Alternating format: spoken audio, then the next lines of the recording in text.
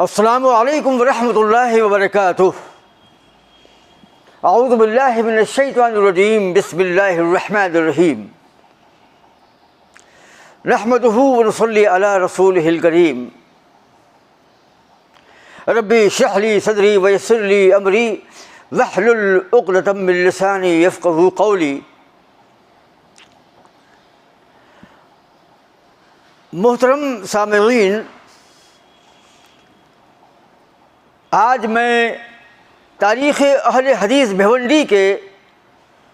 اس علاقے کی تاریخ پیش کرنے والا ہوں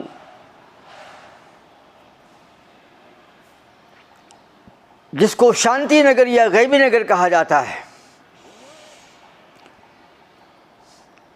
شانتی نگر یہ وہ علاقہ ہے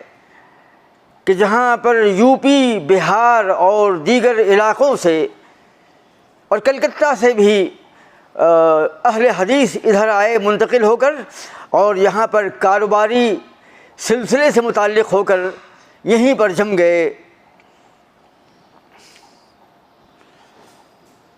اور اس حصے کی تاریخ اہل حدیث کے سوداگر محلہ، پٹیل محلہ اس سے بالکل مختلف ہے۔ جس قسم کے واقعات شانتی نگر میں واقع ہوئے، اس قسم کے واقعات بھیونڈی میں سن 1910 سے لے کر کے 1947 کے دور میں ہم کو ملتے ہیں، جبکہ شیخ شرف الدین ارول یہاں سے منتقل ہو کر بمبئی میں مقیم ہو گئے تھے، اور آپ کی تبلیغی سرگرمیاں جو ہیں بمبئی سے متعلق ہو گئی تھیں۔ اس بیچ میں یعنی سن 1910 سے لے کر کے سن 1947 کے درمیان میں سوداگر محلہ، پٹیل محلہ اور کوکنیوں کا یہ علاقہ جو تھا، جہاں پر آج ڈوکلا مسجد ہے اور جامع مسجد اہل حدیث ہے، وہ اس دور میں وہ یو پی اور بہار کے جو علماء وہاں پر آئے اور وہاں پر جو کام انجام دیا، اور یہ کام جو یو پی اور بہار کے علماء جو ہے سن 1910 سے لے کر کے سن 47 کے درمیان کر رہے تھے، اس کی بنیاد شیخ شرف الدین نرول سن 1885 سے لے کر کے 1910 کے بیچ میں ڈال چکے تھے۔ موصوف نے ایک طبقہ پیدا کر دیا تھا جو اہل حدیث بن چکا تھا۔ انہی لوگوں پر اور اس کے بعد اس دور کے لوگوں پر جو ہے یو پی بہار کے علماء نے کام کیا۔ تو جس قسم کے واقعات شانتی نگر میں جدید دور میں ہوئے، سن 1985 میں ہوئے، وہ سن 1910 اور 1947 کے بیچ میں وہاں پر ہوئے تھے۔ شانتی نگر میں جو مسجد نور الاسلام ہے، یہ اہل حدیث کی تبلیغی اور دینی سرگرمیوں کا مرکز تھی۔ اس مسجد کے ذمہ داروں میں جدید دور میں تو جناب عبد المنان صاحب، ان کے بھائی جناب عبد الحنان صاحب،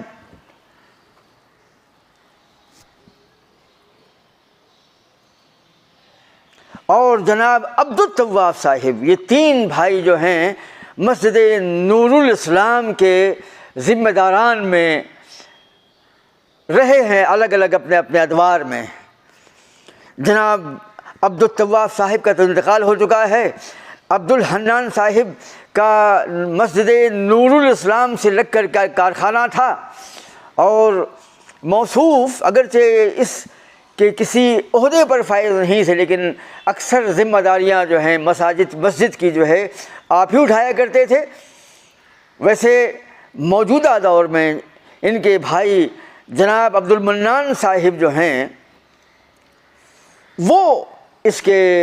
ٹرسٹی ہیں مسجد نور الاسلام کے، اور موصوف جو ہیں بھیونڈی کے تقریباً 3-4 سالوں سے بھیونڈی کے نائب امیر بھی ہیں، اور میری 1-2 ملاقاتیں ان کی ہو چکی تھیں، اور ایک ملاقات کل پہلی بار ہوئی۔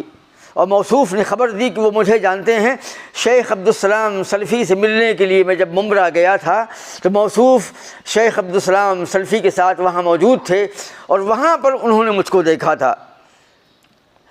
تو تاریخ شانتی نگر کا، تاریخ اہل حدیث شانتی نگر کا جو مرکز ہے، محور ہے، وہ مسجد نور الاسلام ہے۔ آج ہم دیکھیں گے کہ اس مسجد کا وجود کیسے ہوا،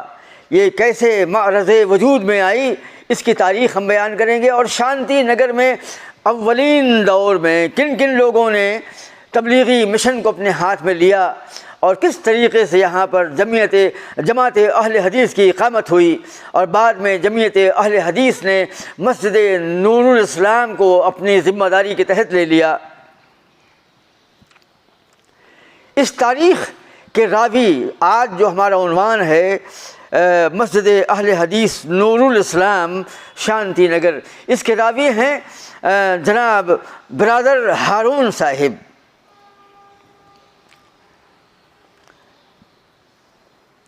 یہ ہم سب کو معلوم ہے کہ شانتی نگر کی لائبریری جو تھی مسجد مکہ کے پاس، یا مکہ مسجد کے بازو میں، پڑوس میں جو ایک لائبریری تھی اہل حدیث کی، چھوٹی سی لائبریری تھی، یہ لائبریری جو ہے شانتی نگر کے اہل حدیث نوجوانوں کی تبلیغی اور دینی سرگرمیوں کا مرکز تھی، محور تھی۔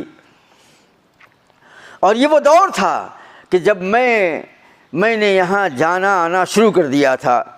غالباً یہ سن 1985 کا دور تھا۔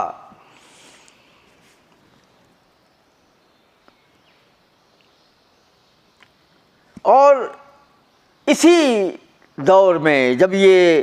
چھوٹی سی لائبریری یہاں پر قائم تھی، تو اسی دور میں اہل حدیث نے یہ طے کیا کہ اہل حدیث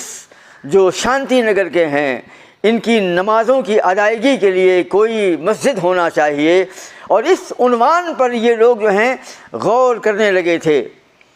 اور اسی کے تحت یعنی اپنی سرگرمیوں میں اضافہ کرنے کے لیے اور سلفی کوس کو آگے بڑھانے کے لیے یہاں کے نوجوانوں نے سن 1985 کے آس پاس شیخ جلال الدین قاسمی کو دعوت خطاب دی، اور شیخ جلال الدین قاسمی اس دور میں کلیان کی جامع مسجد اہل حدیث گھاس بازار کے امام تھے، اور آپ 6 ماہ تک یہاں پر امام تھے، اور یہاں پر یہ شانتی نگر کا پہلا جلسہ تھا، پہلا تبلیغی اور دعوتی جلسہ تھا، جس میں شیخ جلال الدین قاسمی نے خطاب کیا تھا، اور ان کے ساتھ میں بھی گیا تھا، اور اس جلسے میں میرا بھی خطاب ہوا تھا۔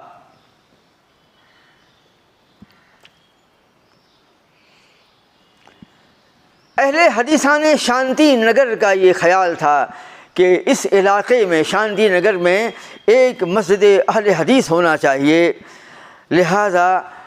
یہ مسئلہ زیر غور تھا، اور اسی سلسلے میں تبلیغی مشن کو آگے بڑھانے کے لیے یہاں کے نوجوانان اہل حدیث نے یہ جلسہ کیا تھا۔ اس زمانے میں خاصان اہل حدیث میں جو لوگ موجود تھے، ان سب سے میرے تعلقات تھے۔ اس میں سب کے سرخیل، سب کے رہنما، سب کے ہادی و مرشد جناب شبیر بھائی انجم تھے، جو شیخ معراج ربانی کے سگے بھائی ہیں۔ تو شبیر انجم صاحب جو ہیں شانتی نگر اور غیبی نگر کے اہل حدیثوں کے سمجھ لیجئے قائد و رہبر و مرشد و ہادی تھے، اور تمام سلفی سرگرمیاں آپ پر موقوف تھیں، آپ پر معلق تھیں۔ اور اس کے علاوہ جناب ضیاء الحسن صاحب وزیر بیگ، اور جناب عبدالعزیز بھوپالی، قاری سعد اللہ، اور جناب شفیق بھائی، اور جناب یوسف بھائی، جو پہلے سیمنٹ کا کاروبار کرتے تھے، بعد میں بلڈر بن گئے، اور اب تو ان کا یہاں پر جو ہے ایک میڈیکل اسٹور ہے۔ تو شفیق بھائی تھے، اور عبدالعزیز بھائی بھی بعد میں آئے۔ تو شانتی نگر میں مسجد اہل حدیث بنانے کے لیے سب سے پہلے ارباب اہل حدیث نے یہ طے کیا کہ شانتی نگر کے میونسپل ہال کے سامنے جو نالہ ہے، اس کے اوپر جو زمین ہے،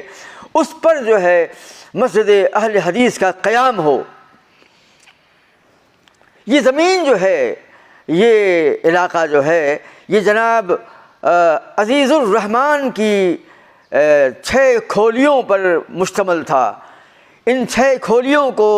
اہل حدیثان شانتی نگر نے ان سے 20,000 کا بیانہ دے کر خرید لیا تھا۔ لیکن یہ علاقہ جو ہے اس زمانے میں بریلویوں کی اکثریت کا تھا۔ جب ان کو یہ خبر لگی کہ یہاں پر مسجد اہل حدیث بننے والی ہے، ان لوگوں نے متحد ہو کر اس کے خلاف احتجاج کیا اور کسی بھی قیمت پر اس مسجد کو تعمیر ہونے سے روکنا طے کر لیا۔ اس مخالفت کو دیکھتے ہوئے اہل حدیثان شانتی نگر نے یہ طے کیا کہ ہمیں یہ ارادہ ملتوی کرنا چاہیے، یہ سلسلہ موقوف کرنا چاہیے۔ لہٰذا عزیز الرحمن صاحب کو 20,000 کی رقم جو ہے واپس کر دی گئی کہ یہاں پر اگر مسجد بنے گی تو ہمارے بریلوی بھائیوں کو اس میں سخت اعتراض ہے، لہٰذا یہ ارادہ موقوف ہوا۔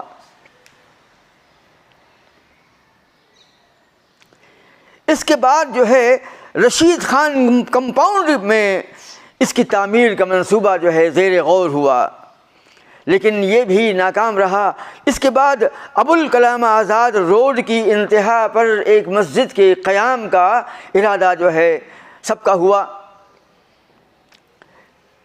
لیکن تمام لوگوں کا آخر میں یہ فیصلہ ہوا کہ اس مسجد کو وہاں بنایا جائے آج جہاں پر موجود ہے۔ اگرچہ یہ کارخانوں کے درمیان تھی اور یہاں پر شور و غل بہت تھا مشینوں کا، لیکن اکثر اہل حدیثوں کا یہ خیال تھا کہ اسی مقام پر یہ مسجد نور الاسلام جو ہے تعمیر کی جائے۔ اور جناب شبیر انجم صاحب جو ہیں اس پورے مشن کے امام تھے، اور سب نے جو ہے بلکہ تمام، میں جب یہاں پر آیا تھا،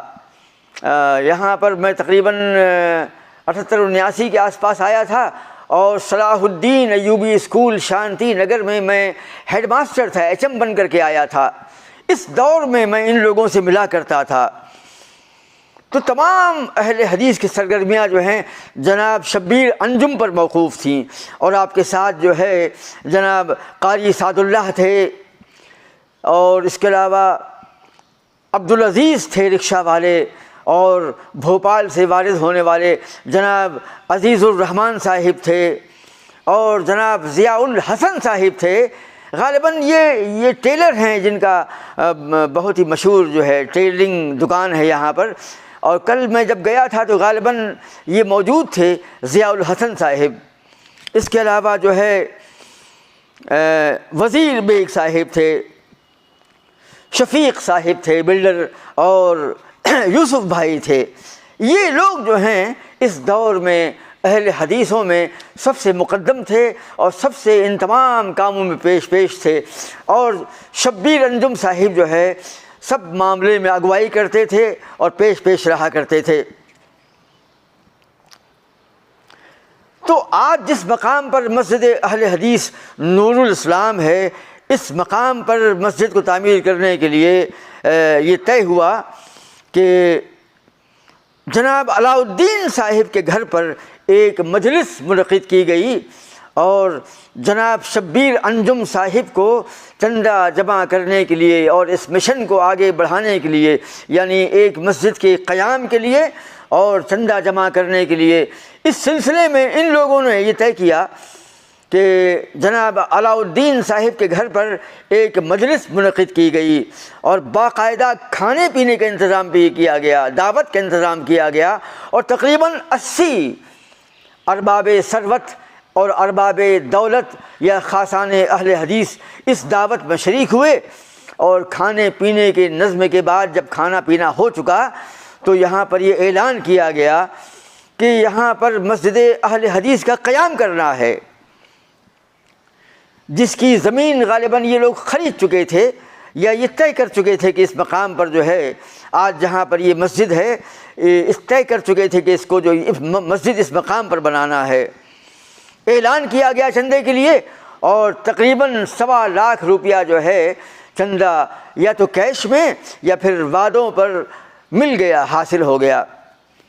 اور جناب شبیر انجم صاحب اس مشن کے، یعنی چندہ جمع کرنے کے مشن کے، اور تعمیر مسجد کے مشن کے، اور تنظیم جماعت اہل حدیث کے مشن کے آپ سرخیل قرار دیے گئے۔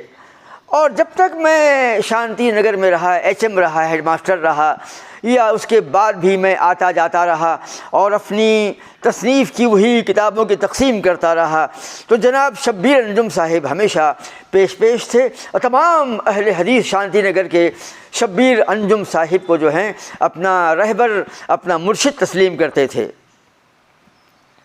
ویسے مسجد کی نیابت و قیادت کے سلسلے میں تو جناب عبد المنان صاحب، عبد الحنان صاحب اور ان کے بھائی عبد التواب صاحب آگے تھے، جو جمعیت اہل حدیث سے منسلک تھے۔ تو مسجد کی قیادت، یہ مسجد کی جو قیادت ہے اور جو نیابت ہے، جو ذمہ داری ہے، یہ تو عبد المنان، عبد الحنان صاحب اور عبد التواب صاحب انجام دے رہے تھے، لیکن شانتی نگر کی جو ہنگامی سرگرمیاں ہیں اور تبلیغی سرگرمیاں ہیں اور محاذ سے متعلق سرگرمیاں ہیں، مناظرے کرنا، جلسے کروانا، لوگوں سے ملنا، اور وہاں پر ارباب بدعت سے مناظرہ کرنا، ان سے مباحثہ کرنا، اور مسلک اہل حدیث کی اشاعت کرنا، یہ تمام کام جو ہیں شبیر انجم صاحب کی ماتحتی میں ہو رہے تھے، اور وہ تمام نام جو میں نے لیے اس میں شامل تھے، اور میں بھی اس میں شامل تھا۔ میں بھی کبھی کبھی آیا کرتا تھا یہاں پر ہنگامہ جو ہوا کرتا تھا عقائد کو لے کر کے، اور یہاں پر جو بریلویوں کی اور دیوبندیوں کی جو مخالفت ہوا کرتی تھی اہل حدیث کی اقامت کے مشن میں، وہ سب اس میں کافی حد تک میں بھی شریک تھا، کیونکہ میں یہاں پر ہیڈ ماسٹر بن چکا تھا صلاح الدین ایوبی اسکول میں، اور میری اس کے بعد بھی سن 84 کے بعد بھی آج تک میں یہاں پر مسلسل آنا جانا میرا تھا۔ ہاں ابھی 2 4 5 6 سال سے میں یہاں پر کم گیا ہوں، کیونکہ یہاں کے اہل حدیث یہاں وہاں منتقل ہو گئے، اپنے کاروبار میں لگ گئے، اور میرا ربط ختم ہو گیا۔ لیکن بہرحال یہ اس طریقے سے چندہ ہوا 1.25 لاکھ، اور یہاں پر جو ہے مسجد اہل حدیث کا منصوبہ جو ہے یہ طے ہوا۔ شبیر انجم صاحب نے یہ مشن انجام دے دیا، اور 1.25 لاکھ کے آس پاس۔ اس کے بعد جو ہے کچھ اندرونی معاملات تھے، جس میں رقم کو لے کر کے کچھ معاملہ ہوا، اور اس کے بعد جو ہے تمام کاموں کو انجام دیا۔ لیکن شبیر انجم صاحب کی یہ ذمہ داری جو ہے عبد التواب صاحب کو دے دی گئی، کہ عبد التواب صاحب جو ہیں وہ اس مشن کو آگے بڑھائیں گے۔ لہذا عبد التواب صاحب کے ہاتھ میں مسجد نور الاسلام کی تعمیر و تشکیل اور ترتیب جو پروگرام کی تھی، یہ ان کے ہاتھ میں آ گئی۔ اس کے بعد جمعیت اہل حدیث نے مسجد نور الاسلام کو اپنے زیر نگرانی لے لیا، اپنی ذمہ داری میں لے لیا، ان تمام مساجد کی طرح جو اب تک انہوں نے اختیار کی تھیں جمعیت اہل حدیث نے۔ اور شبیر صاحب کا جو میدان تھا وہ یہی رہا کہ یہاں پر اقامت جماعت اہل حدیث اور باطل سے برسر پیکار ہونا، اور باطل کے جواب کو دینا، ان سے مناظرہ مباحثہ کرنا، میں بھی اس میں شامل تھا۔ چھوٹے موٹے بہت سے مناظرے ہوئے یہاں پر، اور ٹکراؤ بھی ہوا، لیکن شبیر انجم صاحب جو ہیں یہاں پر جو ہیں مصروف رہے۔ کچھ ایسے واقعات اس علاقے میں ہوئے تھے شانتی نگر میں، جن واقعات کے نتیجے میں یہ مشن بنا تھا، یہ منصوبہ طے ہوا تھا کہ یہاں پر مسجد اہل حدیث بننا چاہیے۔ اور یہ واقعات بڑے اہم ہوتے ہیں، یہ تبلیغی سرگرمیاں بڑی اہم ہوتی ہیں، جن کی بنیاد پر کوئی جماعت تنظیم سے گزرتی ہے، تشکیل سے گزرتی ہے، یا جماعت بندی ہوتی ہے۔ وہ واقعات جو ہیں پس منظر میں، بیک گراؤنڈ میں ہوتے ہیں، جن کی بنیاد پر جماعت بنتی ہے، تنظیم وجود میں آتی ہے، وہ واقعات جو ہیں پیش خیمہ ہوتے ہیں۔ اور اس قسم کے واقعات ہم بتا رہے ہیں آپ کو، اب ہم بتاتے ہیں کہ وہ کون سے واقعات تھے جس کی بنا پر یہاں کے نوجوانوں نے اور یہاں کے اہل حدیثوں نے مسجد نور الاسلام کی تعمیر و تشکیل کا منصوبہ جو ہے پایۂ تکمیل تک پہنچایا؟ اس مسجد کے بننے سے پہلے یہاں کے شانتی نگر کے اہل حدیث جو ہیں جا بجا یہاں وہاں نماز ادا کیا کرتے تھے، کسی بریلوی مسجد میں یا کسی دیوبندی مسجد میں یا مکہ مسجد میں، جو اسی لائبریری کے سامنے تھی، جو سب سے اولین مرکز تھا، جو غالباً ضیاء الحسن صاحب کی تھی، جو ٹیلر تھے غالباً، ابھی بھی ہیں وہ۔ تو مکہ مسجد جو ہے، یہ مکہ مسجد جماعت اسلامی کے زیر نظم ہے، اور یہاں پر جماعت اسلامی کی سرگرمیاں جو ہیں انجام دی جاتی ہیں، اور مکہ مسجد میں ہی اکثر اہل حدیث جو ہیں اپنی نمازیں ادا کرتے تھے۔ ایک بار مکہ مسجد میں کسی نماز کے 3 رکعت یا 4 رکعت کے ادا ہونے کے تعلق سے اختلاف پیدا ہو گیا کہ بھئی امام نے 3 رکعت نماز پڑھائی یا 4 رکعت نماز پڑھائی۔ اس ہنگامے میں اور اس بحث میں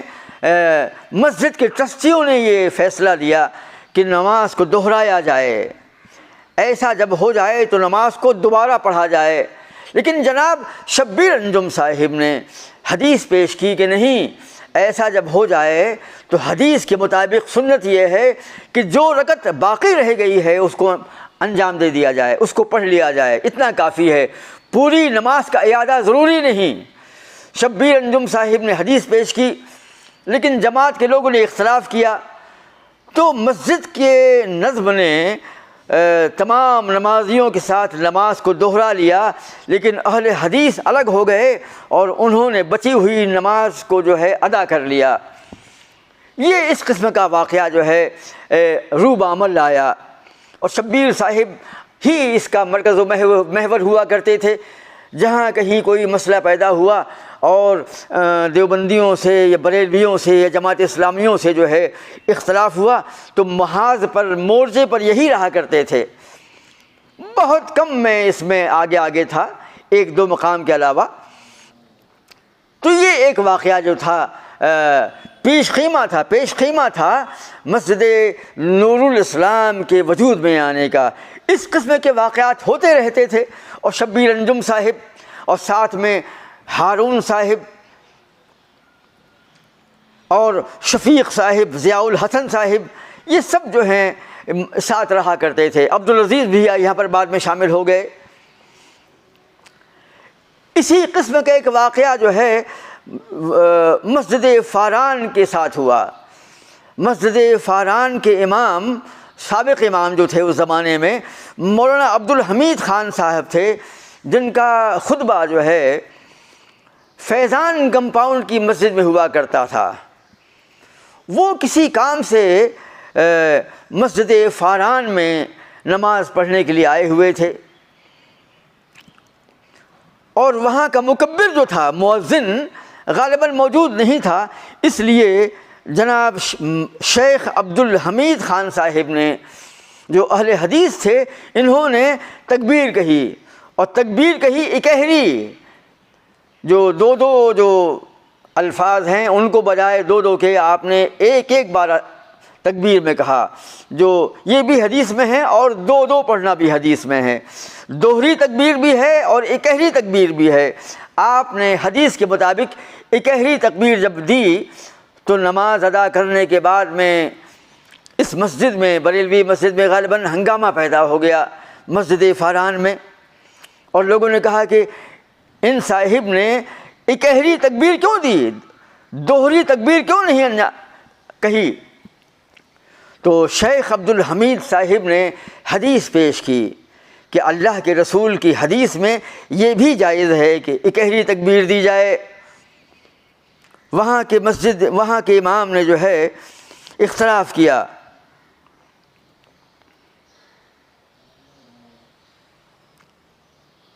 تو جب وہاں کے ذمہ داروں نے کہا کہ آپ آئندہ جب کبھی تکبیر کہیں گے تو اکہری نہیں، دوہری تکبیر دینا پڑے گی آپ کو۔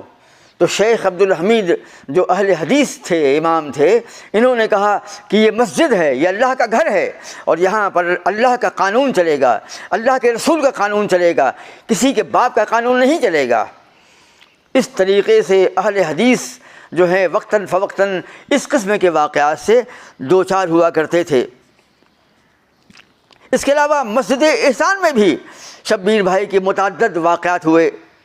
اور اس کے علاوہ مسجد فیض الرسول میں بھی نوک جھوک ہوتی رہا کرتی تھی،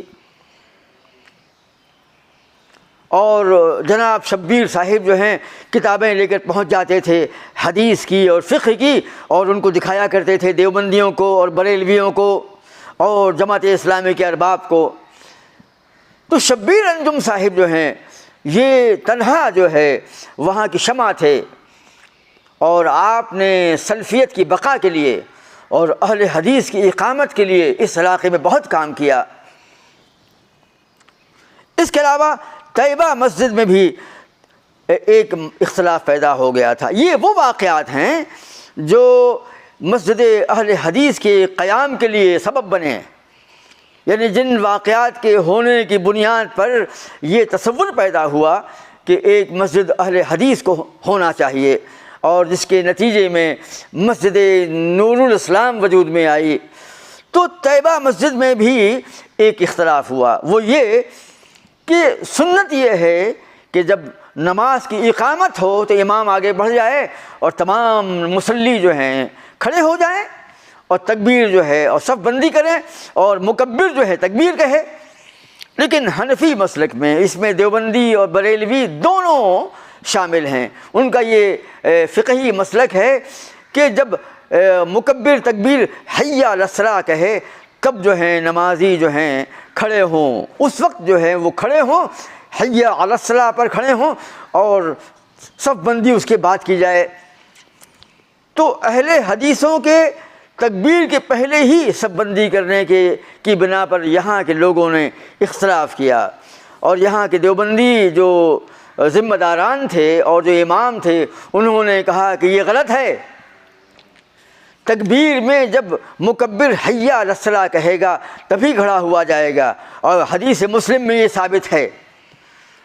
تو جناب شبیر انجم صاحب نے فوراً غالباً اسی نشست میں نہیں، یہ اختلاف جب ہوا ہوگا تو آپ گھر گئے ہوں گے اور آپ نے تحقیق کی ہوگی، اور آپ نے مسلم شریف کو لے کر کے آ گئے،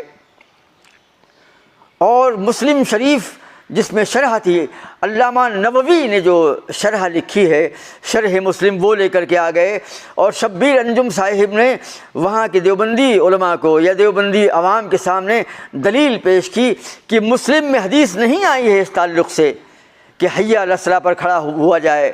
قطعی نہیں آئی ہے، بلکہ مسلم کی حدیث کی شرح میں امام نووی نے حاشیے میں جو ہے قول ابو حنیفہ کو نقل کیا ہے کہ احناف کا یہ قول ہے کہ حی علی الصلاۃ پر کھڑا ہوا جائے۔ تو شبیر انجم صاحب نے یہ صفائی پیش کر دی کہ حدیث مسلم میں تمہارے مسلک کی تائید نہیں ہے، بلکہ امام نووی نے شرح مسلم میں اس حدیث کے حاشیے میں جو ہے یہ لکھا ہے، قول ابو حنیفہ پیش کیا ہے۔ اس طریقے سے دیوبندی مبہوت رہ گئے، وہ سمجھے کہ حدیث میں آیا ہے کہ حی علی الصلاۃ پر کھڑا ہونا چاہیے، یہی دعویٰ کیا۔ لیکن شبیر انجم صاحب نے اس مسئلے کو حل کر دیا کہ یہ حدیث میں نہیں آیا ہے، بلکہ امام نووی نے شرح مسلم میں کسی حدیث کی شرح کرتے ہوئے کتاب کے حاشیے میں قول ابو حنیفہ کو نقل کیا ہے۔ اس طریقے سے مختلف مورچوں پر مختلف محاذوں پر شبیر انجم صاحب جو ہیں مسلسل آگے آتے رہے، اور ایسے حالات پیش آتے رہے کہ یہاں پر ایک مسجد اہل حدیث ہو جہاں پر ان کا خطبہ ہو اور تمام اہل حدیث وہاں پر نماز ادا کریں، اور ان کے دروس بھی ہوں، ان کے پروگرام بھی ہوں، ان کا خطبہ بھی ہو، عید بھی ہو، جمعہ بھی ہو، اس طریقے سے نماز عیدین بھی ہو اور نماز جمعہ بھی ہو اور پروگرام بھی ہوں۔ یہ وہ واقعات تھے جن کی بنیاد پر مسجد نور الاسلام جو ہے معرض وجود میں آئی۔ شبیر بھائی تو اہل حدیث تھے، لیکن مولانا سید معراج ربانی جو آپ کے سگے بھائی ہیں اور آج ساری دنیا میں صف اول کے خطبہ میں شمار ہوتے ہیں، آپ سعودیہ میں جالیات میں ماشاءاللہ کام کرتے ہیں اور ساری دنیا میں آپ کے خطبات جو ہیں مشہور ہیں، اور آپ پورے دنیا میں گھوم گھوم کر مسلک کی اشاعت کرتے ہیں اور خطبہ دیا کرتے ہیں، تقاریر کیا کرتے ہیں۔ وہ شبیر انجم صاحب کے سگے بھائی ہیں، اور جناب شبیر انجم صاحب کے اندر میں اللہ نے اتنی صلاحیت بخشی ہے کہ انہوں نے اپنے سگے بھائی معراج ربانی کو، جو اہل حدیث یعنی اعظم گڑھ کے حسین آباد کے اس مدرسے میں جو ہے پڑھا کرتے تھے، میں اس کا نام جو ہے اس وقت بھول رہا ہوں، اور جب میں نے بائک سے سفر کیا تھا اعظم گڑھ کا تو امیلوں میں اس مقام پر جو ہے میں گیا تھا، اس مدرسے کو دیکھا تھا، تو آپ اس مدرسے سے فراغت پا چکے تھے، عالم بن چکے تھے۔ یہ سن 85 کا واقعہ کے آس پاس کا واقعہ ہے۔ رحمت پور کی مسجد جو بریلویوں کی تھی، یہاں پر جناب شبیر انجم صاحب کا عمل دخل تھا، اور موصوف بھی اس کے ذمہ داروں میں شامل تھے۔ اور اس دور میں جو ہے مولانا معراج ربانی غالباً عالم بن کر کے آ چکے تھے،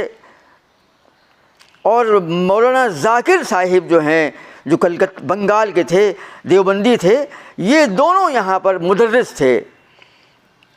آہستہ آہستہ مقامی بریلویوں کو یہ احساس ہوا کہ بھائی یہ مسجد تو بریلویوں کی ہے، اس میں جو ہے دیوبندی ذاکر جو ہے دیوبندی جو ہیں یہ درس دیا کرتے ہیں، اور معراج ربانی صاحب تو بریلوی تھے اور وہ یقیناً اہل حدیث ہو چکے تھے، یہ تب اس کے بعد کا واقعہ ہے۔ تو یہاں کے بریلویوں نے یہ طے کیا کہ اس مسجد کے نظم میں یہ بریلویوں کی مسجد ہے، یہ کیوں شامل ہیں، لہذا معراج ربانی صاحب کو برطرف کر دیا گیا۔ یہ دراصل شبیر انجم صاحب کی برطرفی کے لیے کیا گیا تھا۔ دراصل شبیر بھائی کے اہل حدیث ہونے کی بنا پر یہ مخالفت تھی، ورنہ معراج ربانی تو مبارک پور کے مدرسے سے فراغت کر کے آئے تھے۔ اس قسم کے متعدد واقعات جو ہیں یہاں پر ہوئے تھے، اور میں بتاؤں آپ سے کہ ابھی حال ہی میں مطلب آج سے تقریباً 15 سال پہلے تقریباً جو ہے یہاں کے اہل حدیثوں نے طاہر غیابی کو چیلنج کیا، اور طاہر غیابی سے میرا مناظرہ ہوا تقلید کے عنوان پر، جس میں جناب وسیع الدین عمری بھی میرے ساتھ تھے۔ یہاں کے شانتی نگر کے لوگوں نے طاہر غیابی سے ایک مناظرہ طے کیا۔ میں کوکن کے دورے پر گیا ہوا تھا، جب لوٹ کر کے آیا، جس دن میں لوٹ کر کے آیا تو یہ طے ہوا کہ آپ کا مناظرہ طے کیا گیا ہے، آپ فوراً جائیے بھیونڈی۔ میں بھیونڈی پہنچ گیا، اور وہاں پر جو ہے طاہر غیابی سے مناظرہ ہوا، اور طاہر غیابی سے اس مناظرے میں جو ہے اس کو شکست فاش ہوئی بحمدہ تعالی۔ میں نے اپنی کتاب لکھی ہے برق سماوی بر خرافات طاہر غیابی۔ یہ کتاب جو ہے میں نے لکھی اس زمانے میں، اس میں میں نے اس پورے مناظرے کو نقل کیا ہے۔ اس مناظرے میں تقلید کے عنوان پر طاہر غیابی جو ہے عاجز آ گیا تھا، اور شیخ وسیع الدین عمری جو ہیں اس میں میرے ساتھ موجود تھے۔ مناظرہ آخر کا میں نے ہی کیا تھا، اور اسی مناظرے کے اندر میں یہ ہم لوگوں کی جیت جو ہے اس لیے معنون تھی کہ جب یہ مناظرہ ہو گیا تو اہل حدیثوں نے مجھ کو کندھے پر بٹھایا باہر اور لے کر گھوم رہے تھے، اور غالباً نعرہ وغیرہ یاد نہیں آ رہا۔ تو ان لوگوں نے یعنی اہل حدیث جو یہاں کے ہیں، جو جن کے نام میں نے گنوائے ہیں، اتنے متحرک اور اتنے فعال تھے کہ انہوں نے مناظرہ تک کروا دیا یہاں پر بحمدہ تعالی۔ مساجد میں جا کر کے کتابیں دکھانا، وہاں پر چیلنج کرنا، وہاں پر مناظرے کرنا، اور وہاں پر پنجہ آزمائی کرنا اور جلسے کروانا، پروگرام کروانا، حتیٰ کہ طاہر غیابی سے مناظرہ ہو گیا، اور بحمدہ تعالی ہم فتح یاب ہوئے، اور کتاب بھی ہم نے اس پر لکھی بحمدہ تعالی، وہ شائع بھی ہوئی۔ یہاں کے شانتی نگر کے جو لوگ ہیں انہوں نے اس کتاب کو جو ہے شائع کروایا۔ اس طریقے سے جو ہے شانتی نگر کا یہ ایک باب جو ہے مکمل ہوا. بڑی تفصیل ہے. قاری سعد اللہ صاحب ہیں, ہارون صاحب کا بھی تذکرہ انشاءاللہ ہم اگلے ویڈیو میں کریں گے. اور شبیر انجم صاحب نے ابھی جتنا بھی ہم نے شبیر انجم صاحب کے تعلق سے اس کتاب میں لکھا ہے, تاریخ اہل حدیث, یہ کتاب جو ہے تاریخ اہل حدیث بھیونڈی تلولی و مہاپولی, یہ کتاب تعریف کی گئی تھی. یہ 264 پیج پر, یہ 256 پیج پر مشتمل ہے. اس میں ہم نے تاریخ اہل حدیث بھیونڈی کو جمع کیا ہے. تو شبیر صاحب جو ہیں, میں تو سمجھا تھا کہ شبیر صاحب سن 85 کے آس پاس جو ہیں متحرک و فعال تھے, لیکن ابھی حال ہی میں ہماری ان کی ملاقات ٹیلی فون پر بات چیت ہوئی تو انہوں نے بتایا کہ عبدالودود صاحب سن 72 میں جب یہ جمعیت اہل حدیث وجود پذیر ہو رہی تھی, عمل میں آ رہی تھی, تو قاسم سمرو اور شبیر انجم صاحب اور بہت سے لوگ, عبد الماجد نرویل وغیرہ غالباً یہ سب مل کر گئے تھے. اور شیخ عبدالصمد نرویل جو ہیں, جو تاریخ بھیونڈی کے جو ہیرو ہیں, ان کے پاس گئے تھے. یعنی شبیر انجم صاحب بہت پہلے ہی سے جمعیت کے ساتھ ماشاءاللہ ممد اور معاون تھے اور تبلیغی مشن میں شامل تھے, اقامت جمعیت اہل حدیث کے مشن میں شامل تھے. اس کے بعد بھی اس پورے علاقے میں جو ہے آپ نے مورچہ سنبھالا. تو انشاءاللہ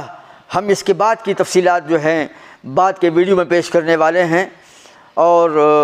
تمام ناظرین و شاہدین سے گزارش کرتے ہیں کہ ہمارے اس چینل کو سبسکرائب کریں اور شیئر کریں.